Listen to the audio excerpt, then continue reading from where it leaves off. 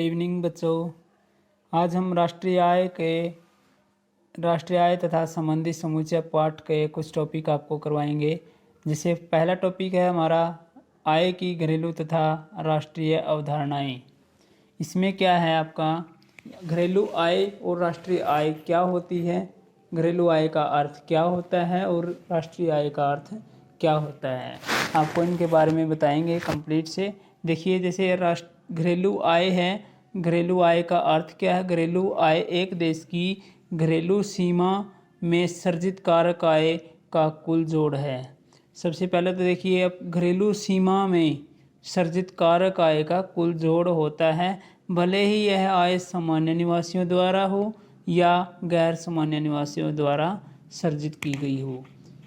घरेलू आय वह होती है एक देश की घरेलू सीमा में सर्जित की जाए जो की गई कारक आय का कुल जोड़ होता है, चाहे वो आय सामान्य निवासियों द्वारा हो या वो आय गैर सामान्य निवासियों द्वारा हो।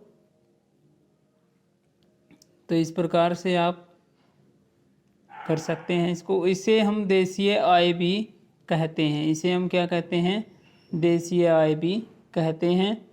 और इसमें जो है किसकी आय शामिल होती है? केवल सामान्य निवासियों की ही नहीं, गैर सामान्य निवासियों की भी आय शामिल होती है। घरेलू आय के अंदर एक देश की घरेलू सीमा में सर्जित होती है और दोनों की आय, सामान्य भी और गैर सामान्य निवासियों दोनों की आय सर्जित की जाती है, शामिल होती है। कुल कारक आय का जोड़ होता है जो घरेलू आय सीमा के अंदर सर्जित की जाती है। अब है राष्ट्रीय आय। राष्ट्रीय आय वह आय होती है जो एक देश के सामान्य निवासियों द्वारा, केवल सामान्य निवासियों द्वारा सर्जित कारक आय का कुल जोड़ होता है, और भले ही यह आय घरेलू सीमा में सर्जित की गई हो या बाहर की गई हो। राष्ट्रीय आय एक देश के सामान्य निवासियों द्वारा सर्जित कारक आय का कुल जोड़ होता है, भले ही वह आय चाहे घरेलू सीमा में सर्जित की गई हो या फिर बाहर की गई हो। तो वो सिर्फ क्या होता है? सामान्य निवासियों द्वारा ही सर्जित कारक आय का जोड़ होता है। इसमें केवल सामान्य निवासी की आय शामिल होती है। तो अब है, आगे बढ़ते हैं।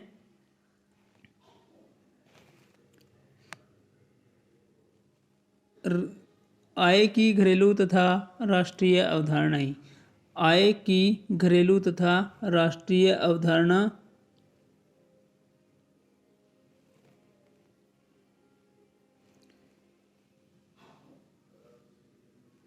तो इसके अंदर क्या है? एक देश की घरेलू सीमा और घरेलू आय को राष्ट्रीय आय में कैसे परिवर्तन करना है वो हम सीखेंगे। पहले घरेलू सीमा देखिए, एक देश की घरेलू सीमा क्या होती है। एक देश की घरेलू सीमा नंबर 1 राजनीतिक सीमा होती है और प्लस समुद्रिक सीमा। जैसे हमारे इंडिया जो है तीनों तरफ से समुद्र से घिरा हुआ है तो उसे हम बोलेंगे समुद्री सीमा। और राजनीतिक सीमा आप जानते ही हैं। और नंबर 2 आपके पास है देश के निवासियों द्वारा विश्व के विभिन्न भागों में चलाए जाने वाले वायुयान या जलयान। वायुयान तथा जलयान भी किसके अंदर में आएंगे? देश की घरेलू सीमा के अंदर में आएंगे। और नंबर 3 है मछली पकड़ने की नौकाएं, तेल व प्राकृतिक गैस यान व तथा तैरते हुए प्लेटफॉर्म, ये भी देश की घरेलू सीमा के अंदर आते हैं। और नंबर 4 है बच्चों, एक देश के विदेशों में स्थित दूतावास, वाणिज्य दूतावास या सैनिक प्रतिष्ठान, ये भी जो है एक देश की घरेलू सीमा में ही आते हैं। दोबारा से एक बार रिवाइज कर लीजिएगा। और इसके बाद है हम घरेलू आय को राष्ट्रीय आय में किस प्रकार से बदलेंगे। यदि घरेलू आय में देशों से निवल कारक आय इसमें जोड़ देंगे तो क्या हो जाएगा? राष्ट्रीय आय हमें मिल जाएगी। तो घरेलू आय को राष्ट्रीय आय में परिवर्तन किस प्रकार से करेंगे, राष्ट्रीय आय में किस प्रकार से बदलेंगे? तो घरेलू आय जो है वो क्या होती है? हमारे निवासियों द्वारा शेष विषयों से अर्जित कारक आय माइनस कर देते हैं इसमें से हमारे घरेलू सीमा में गैर निवासियों द्वारा अर्जित कारक आय को यदि माइनस कर देते हैं तो क्या हो जाएगा, वो राष्ट्रीय आय बन जाएगी, यानी कि घरेलू आय बन जाएगी। और घरेलू आय में यदि विदेशों से निवल कारक आय जोड़ दें, निवल मीन्स शुद्ध कारक आय जोड़ दें, तो राष्ट्रीय आय में बदल जाएगा। अब इसी प्रकार से घरेलू आय किसे कहते हैं, घरेलू आय में कैसे बदलोगे, यदि राष्ट्रीय आय में से विदेशों से निवल कारक आय घटा दें तो क्या हो जाएगा, हमारे पास घरेलू आय प्राप्त हो जाएगी। मीन्स आप ये समझ लीजिए कि घरेलू आय में विदेशों से निवल कारक आय शामिल नहीं होती, राष्ट्रीय आय में विदेशों से निवल कारक आय शामिल होती है। अब आगे बढ़ते हैं।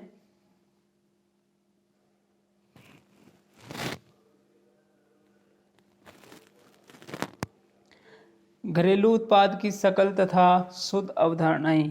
घरेलू उत्पाद की सकल तथा शुद्ध अवधारणाएं। सकल में मूल्यह्रास, घिसावट, व्यय या स्थायी पूंजी का उपभोग ये शामिल होता है, और शुद्ध में ये चीज़ शामिल नहीं होती। अब देखिए इसका सकल घरेलू उत्पाद और निवल घरेलू उत्पाद दोनों का अर्थ जानिए। सकल घरेलू उत्पाद का अर्थ है सकल घरेलू उत्पाद में मूल्यह्रास शामिल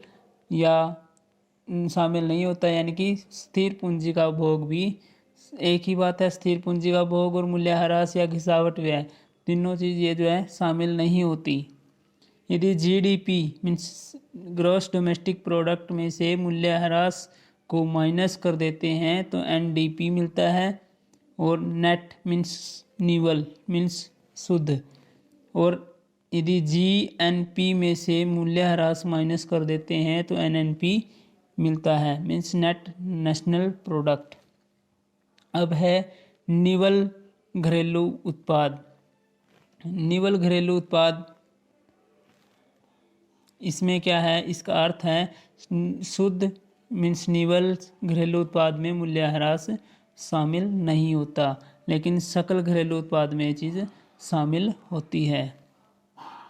यदि एनडीपी में मूल्यह्रास जोड़ देते हैं तो जीडीपी प्राप्त हो जाती है, और एनएनपी में भी यदि मूल्यह्रास जोड़ देते हैं तो जीडीपी हमें प्राप्त हो जाती है। मीन्स ये समझ लीजिए सकल घरेलू उत्पाद में मूल्यह्रास शामिल होता है और निवल घरेलू उत्पाद में मूल्यह्रास शामिल नहीं होता। अब आगे बढ़ते हैं।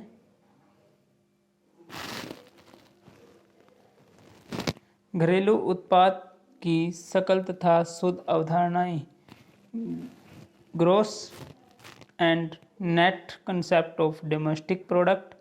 इसका अर्थ यह है कि घरेलू आय तथा घरेलू उत्पाद में कोई भी अंतर नहीं होता, इनकी अवधारणाओं में कोई भी अंतर नहीं होता, वास्तव में एक दूसरे के समरूप होते हैं, क्योंकि सभी उत्पादन अत्यंत कारक आयोग में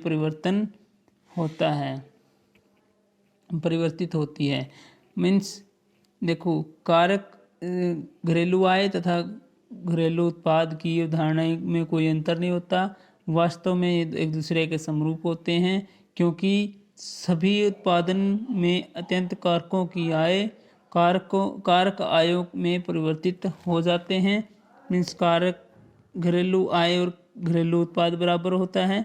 यदि घरेलू आय में विदेशों से निवल कारक आय जोड़ देते हैं तो राष्ट्रीय आय प्राप्त होती है। इसी प्रकार से राष्ट्रीय आय और राष्ट्रीय उत्पाद भी बराबर होता है, यानी कि कोई अंतर नहीं होता उनमें भी, और एक दूसरे के समरूप होते हैं। इस प्रकार से आप आगे बढ़ते हैं। अब है बाजार कीमत पर और कारक लागत पर घरेलू उत्पाद। बाजार कीमत पर इसमें भी एक बात है आपके पास, सिर्फ एक बात ये ध्यान रखिए कि बाजार कीमत पर शुद्ध अप्रत्यक्ष कर शामिल होते हैं, और कारक लागत में जो कोई भी उत्पाद हो तो उसमें जो है शुद्ध अप्रत्यक्ष कर शामिल नहीं होते। अब देखिए इसका अर्थ है बाजार कीमत पर घरेलू उत्पाद और कारक लागत पर घरेलू उत्पाद। बाजार कीमत पर मीन्स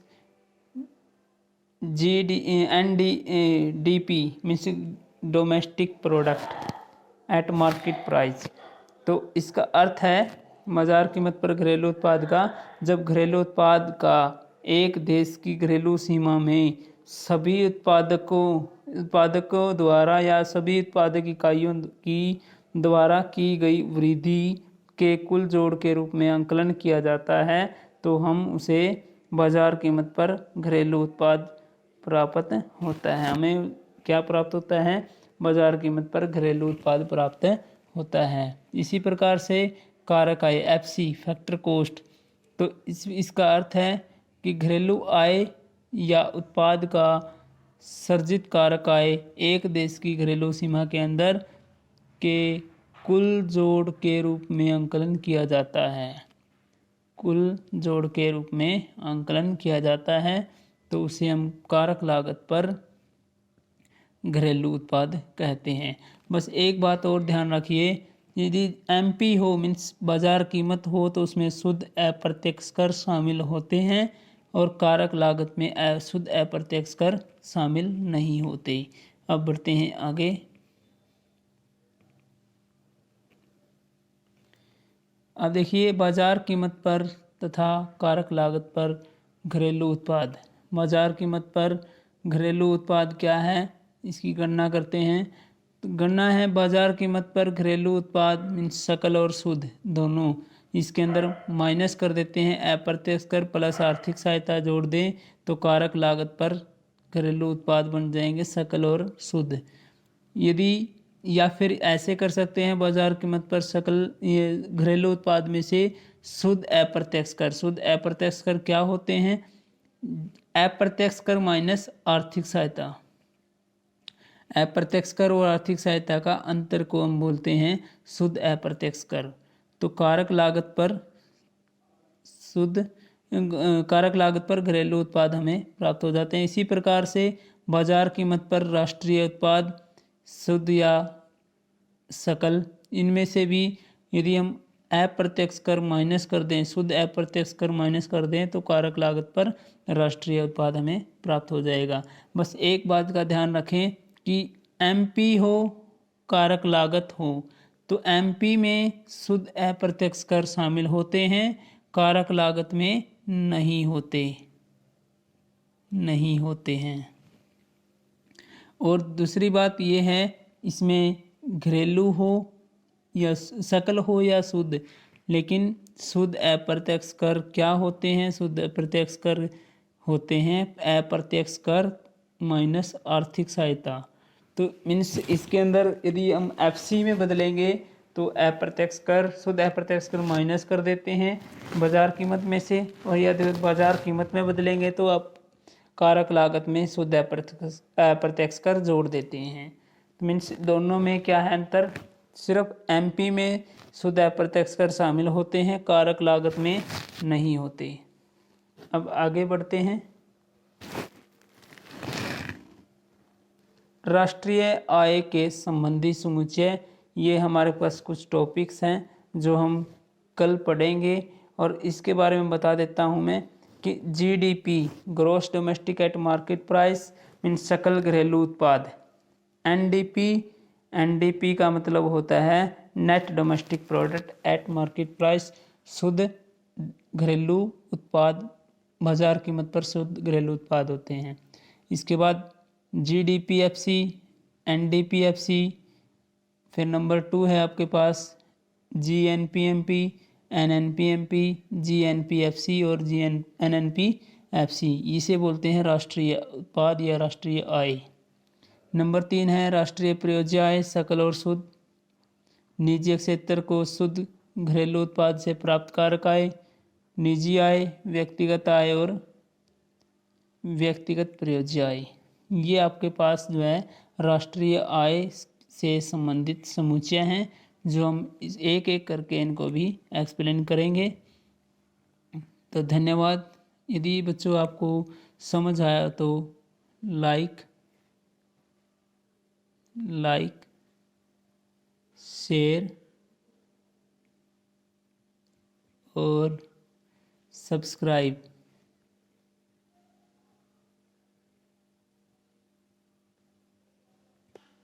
ज़रूर करें। थैंक्स। धन्यवाद।